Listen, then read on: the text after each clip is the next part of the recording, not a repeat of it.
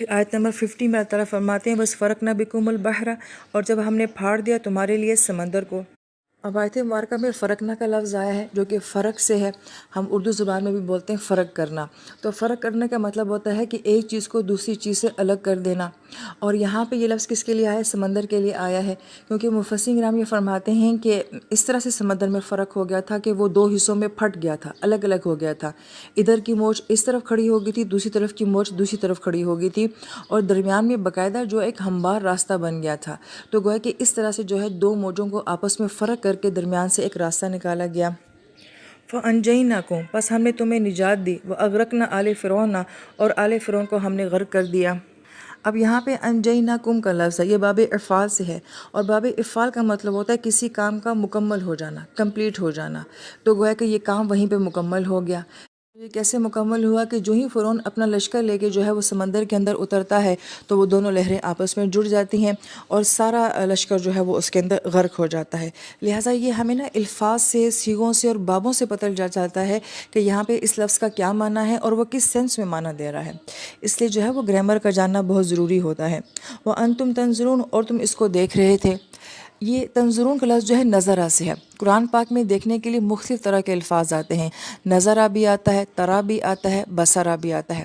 نظرہ کا لفظ عموماً جو ہے وہ جنت کے لیے آتا ہے، کیونکہ نظرہ کا معنی یہ ہوتا ہے کہ کسی چیز کو دیکھنا اور بس پھر دیکھتے ہی چلے جانا، گم ہو جانا۔ تو جب انسان جنت کو دیکھے گا تو نظرہ دیکھتا ہی رہ جائے گا، جنت میں گم ہی ہو جائے گا، ہر چیز اس کو اتنی زبردست لگے گی کہ وہ پلک جھپکانے کی بھی اس کو فرصت نہیں ملے گی۔ لیکن جب یہ لفظ دنیا کے کسی معاملے کے لیے استعمال ہوتا ہے تو وہاں پہ دیکھنا چاہیے کہ کس سینس میں استعمال ہو رہا ہے۔ تو ان لوگوں کے لیے تو فرعون ایک خدا تھا، لہٰذا تنظرون وہ حیرانگی سے یہ بات دیکھتے ہی رہ گئے کہ خدا بھی مر سکتا ہے اور خدا بھی سمندر میں ڈوب سکتا ہے۔ تو انہوں نے اپنی آنکھوں سے یہ سارا منظر دیکھا۔ پھر جب اللہ تعالیٰ نے اس قوم کو جو ہے فرعون کے ظلم سے نجات دے دی تو اگلی آیت میں آتا ہے بس وعدنا موسیٰ 40 لیلۃ۔ تو اب یہاں پہ جب یہ آزاد ہو گئے، سمندر کراس کر لیا، تو اب وہاں جا کے اب اس قوم کو کہا گیا کہ اب تمہاری ایک نئی زندگی شروع ہونے والی ہے، اور نئی زندگی گزارنے کے لیے آپ کے پاس کوئی تو منشور، کوئی دستور، کوئی علم، کوئی طریقہ تو ہونا چاہیے۔ تو اس کے لیے اللہ تعالیٰ کیسے گائیڈ کرتے ہیں؟ کتاب دیتے ہیں کہ اس کے مطابق تم نے اپنی زندگی گزارنی ہے۔ تو اب اللہ تعالیٰ نے کہا کہ ہم تمہیں جو ہے وہ تورات دیں گے۔ اس کے لیے اللہ تعالیٰ نے پروسیس کیا بتایا، بس وعدنا موسیٰ 40 لیلۃ، کہ جب ہم نے ان سے وعدہ لیا 40 راتوں کا کہ تم 40 دنوں کے لیے ہمارے پاس آؤ، یہیں پہ رہو، روزے رکھو، اس کے بعد ہم تمہیں علم دیں گے۔ آپ جب ان آیات کی تفسیر پڑھیں گے تو آپ کو یہ وزڈم سمجھ آئے گا کہ روزوں کے ساتھ قرآن کا کیا تعلق ہے، یا روزوں کے ساتھ الہامی کتاب کا کیا تعلق ہے، کیونکہ ہر نبی کو جب کتاب دی گئی ہے، علم دیا گیا ہے، تو اس سے پہلے اس کو روزے رکھوائے گئے ہیں۔ تو گویا کہ یہاں پہ تنہائی، کوہ طور، روزے، اور اس کے بعد جو ہے تورات کا دیا جانا۔ ثم اتخذتم العجل من بعدہ وانتم ظالمون، اور اس کے بعد تم نے بچڑے کو معبود بنا لیا، تم بہت ظالم ہو۔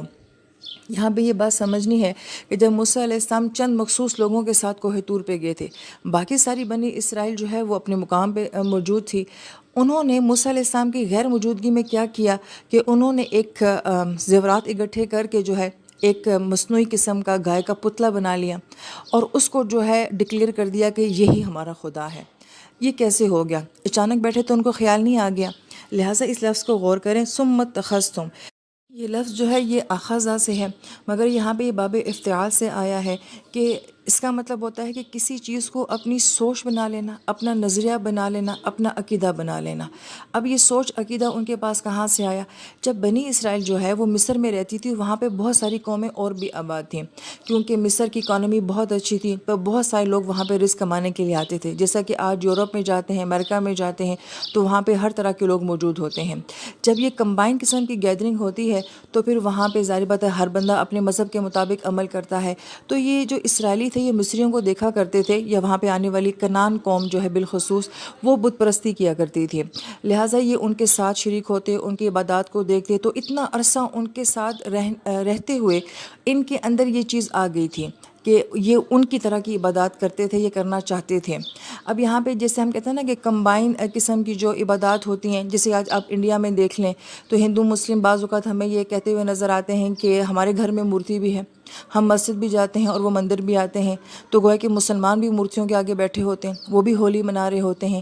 تو یہ جو کمبائن قسم کی گیدرنگ ہوتی ہے، کمبائن قسم کی پریکٹسز ہوتی ہیں، اس سے کچھ چیزیں ایسی ہوتی ہیں جو دوسرے مذہب کے ہم لوگ انہیرٹ کر لیتے ہیں۔ اب ایون آپ دیکھیں کہ ہم پاکستان میں ہیں، ہم مسلمان ہیں، مگر ہمارے اندر موسٹلی باتیں ایسی ہیں جو کہ ہندوؤں کی ہیں، ان کی رسومات ہیں، اس کا اسلام سے کوئی تعلق نہیں ہے۔ اس کی وجہ کیا ہے؟ کیونکہ ہم ان کے ساتھ بہت عرصہ رہ چکے ہیں، لہٰذا اس کے پھر اثرات کیا ہوتے ہیں؟ یہ ہوتا ہے کہ موسیٰ علیہ السلام کے کوہ طور پہ جانے کے بعد تھوڑا سا جب گیپ آتا ہے تو ان کو ان کی عبادات بڑی اچھی لگتی ہیں، بڑے انسپائر کرتی ہیں، تو یہ کہتی ہیں کہ ہمارا بھی تو کوئی ایسا رب ہونا چاہیے جو فزیکل ہو، جو ہمارے سامنے ہو، جس کو ہم دیکھیں، جس کو ہم چاہیں، اور جس کی ہم کوئی پوجا پاٹ کریں، کچھ نذرانے پیش کریں، تاکہ پریکٹیکل قسم کی کوئی عبادت ہو۔ تو ان لوگوں نے اس خیال کی بیس کے اوپر کیا کیا؟ ایک بچڑے کو جو ہے معبود ڈکلیئر کر دیا۔ اور یہاں پہ ظالمون کا لفظ آیا ہے، اور ہم نے کہا تھا کہ ظلمہ کا معنی ہوتا ہے کہ جو چیز جس کو ڈیزرو کرتی ہے اس کو وہ چیز نہ دینا۔ یہاں پہ ان کا ظلم کیا ہے؟ کیا اللہ تعالیٰ اس بات کو ڈیزرو کرتے ہیں کہ انہیں گائے کے ساتھ مشابہ دی جائے، کہ تمہیں کوئی چیز دنیا میں نہ نظر آئی اور یہ چیز تمہیں ایسی نظر آئی کہ تم نے اس کو ہی اپنا خدا بنا لیا؟ تو یہاں پہ گویا کہ تم نے اللہ کو وہ حق نہیں دیا جو کہ اللہ تعالیٰ کی ذات ڈیزرو کرتی ہے، تم بہت